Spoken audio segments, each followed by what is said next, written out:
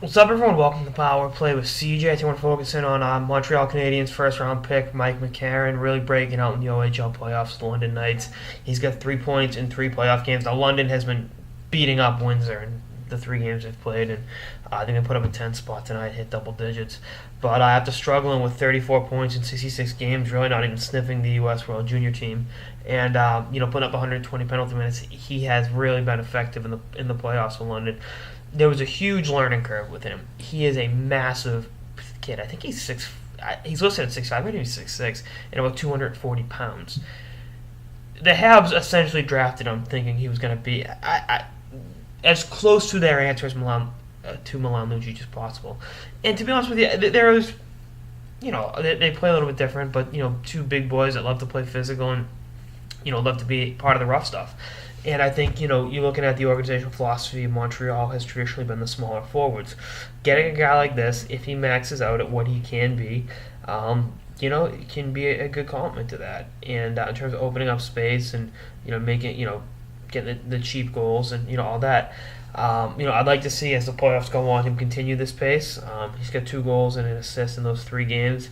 And again, he's widening his repertoire. And the playoffs in any league are always better game environments for a guy like him who's a power forward and plays with the edge and the tenacity.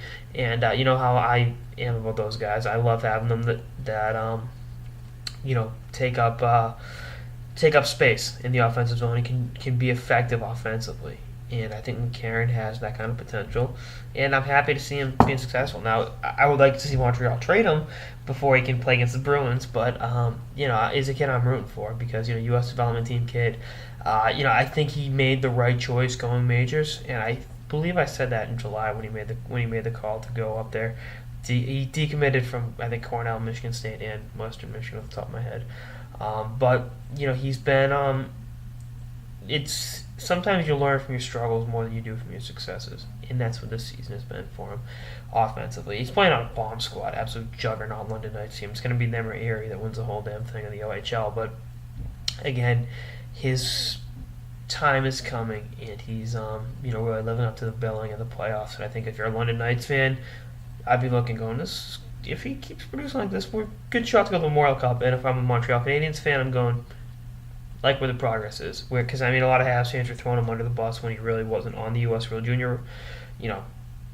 Wasn't close to making that team. And, you're looking at what he's done in the playoffs. And, they were low on the Habs taking him. I had him as a second-round pick, but I can understand why Montreal took him. And, I think their faith very well could be rewarded with a higher-end power forward down the line. He still needs time to develop. That's the case with all power forwards.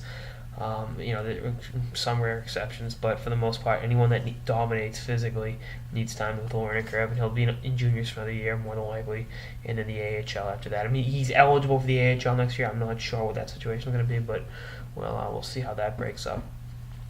Anyway, that's on this episode of the Power Play with CJ on Habs prospect Mike McCarron, really breaking out in the OHL playoffs. Stay tuned for more episodes throughout the season and beyond. Later, guys.